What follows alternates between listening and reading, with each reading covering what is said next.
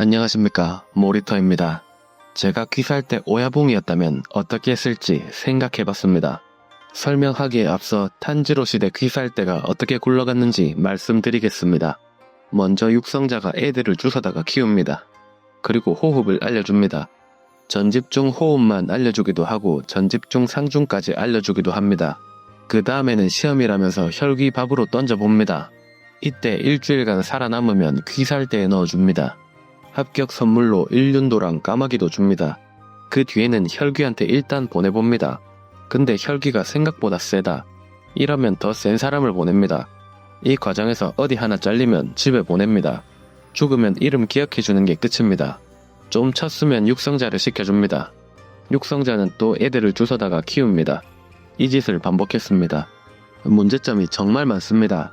교육 시스템부터 박살이 나 있습니다.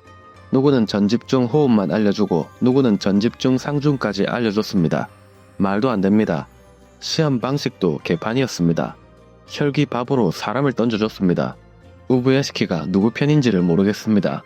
그리고 정찰도 제대로 안 됐습니다. 까마귀로 대충 보고 사람을 보냈습니다. 지 목숨 아니라고 참 쉽게 생각했습니다. 계급 체계도 문제가 있었습니다. 이노스케가 텐겐을 처음 봤을 때 맘먹으려고 했습니다. 이거는 이등병이 간부한테 반말하는 거랑 같습니다. 이게 끝이 아닙니다. 핵심 기술도 다 잃어버렸습니다. 혁도랑 내비치는 세계는 그렇다 쳐도 요리이치 인형이랑 헤이 호흡까지 잃어버린 건 말이 안 됩니다.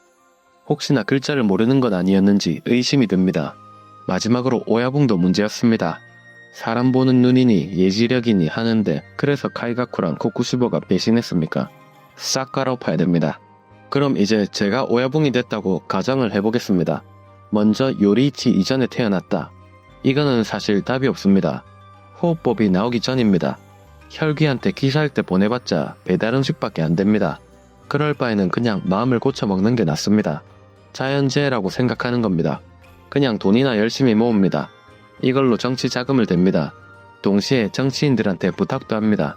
국화로 등꽃 지정하기, 전국에 등꽃 심기, 호구조사, 이 정도만 합니다. 몸이 약해서 정계 진출은 안 됩니다. 그냥 집에서 까마귀 밥이나 줍니다.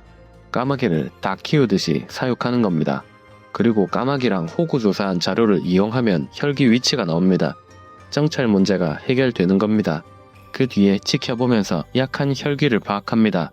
가끔씩 이런 애들만 찾아서 다구리를 칩니다. 다음으로 요리이치 이후에 태어났다. 이러면 좀 바빠집니다. 먼저 앞에 말한 건 기본입니다. 그리고 저는 교육부터 똑바로 시키겠습니다.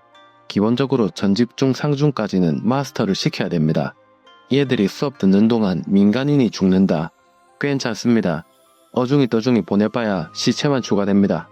근데 해도 안 되는 애들이 있다. 괜찮습니다. 전집중 상중 할 때까지 동굴에 가두면 됩니다. 뼈곡단도 좀 넣어줍니다. 주화 인마에 걸리면 자연재해라고 생각하면 됩니다. 이렇게 하면 모두가 전집중 상중까지 하게 됩니다.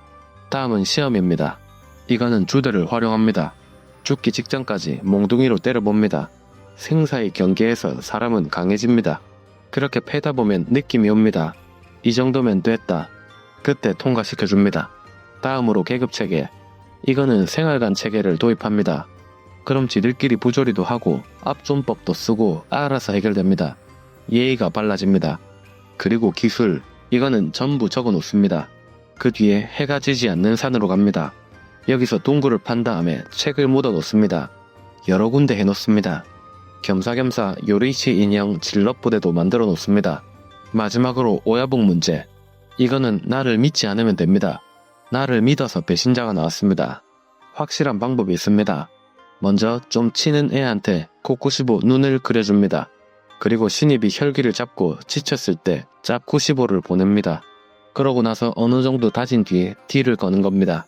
혈기 되면 살려준다. 이때 실탁하면 통과입니다. 알겠다 하는 놈들은 조선 땅으로 쫓아냅니다. 그리고 우리 조상님들께는 죄송하지만 얘들한테 뭐를 좀 시켜야 됩니다. 먼저 도장을 차리게 합니다. 영업도 뛰게 합니다. 호흡도 다단계식으로 가르칩니다.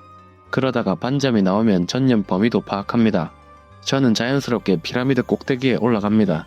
그리고 이 시스템은 일본에도 도입합니다. 이게 어느 정도 자리 잡히면 규모가 아주 커집니다. 몇백의 전집중 상중과 몇천의 전집중 호흡. 이제 조심해야 될 거는 반전뿐입니다. 이거는 전염병입니다. 걸리면 높은 확률로 25전에는 갑니다. 그래서 전집중 상중끼리는 못 만나게 해야 됩니다. 지역별로 도장을 주면서 뿌려놔야 됩니다.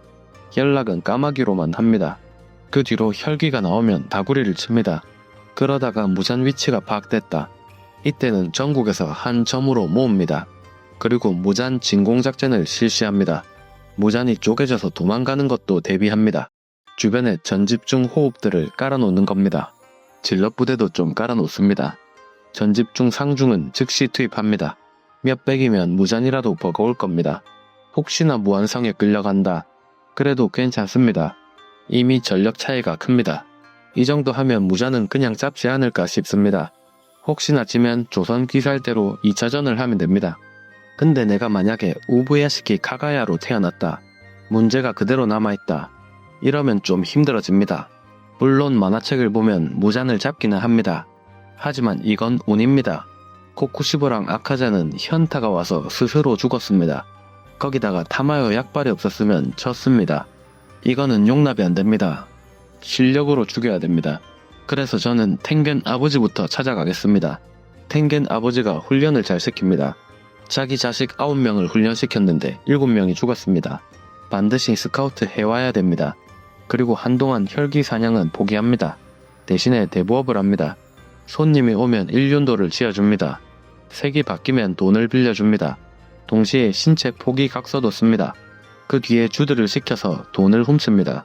그러면 생사 여탈권을 가질 수 있습니다. 물론 이 과정이 정당한 건 아닙니다. 근데 잘 생각해보면 어차피 불법 무장단체 오야봉입니다. 인민재판하고 아동학대하고 노동착취하고 혈기 밥도 주는 마당에 대부업이랑 절도가 추가된다고 이상할 건 없습니다. 아무튼 잡아온 사람들은 동굴에 넣습니다. 여기 텐겐 아버지도 같이 넣습니다.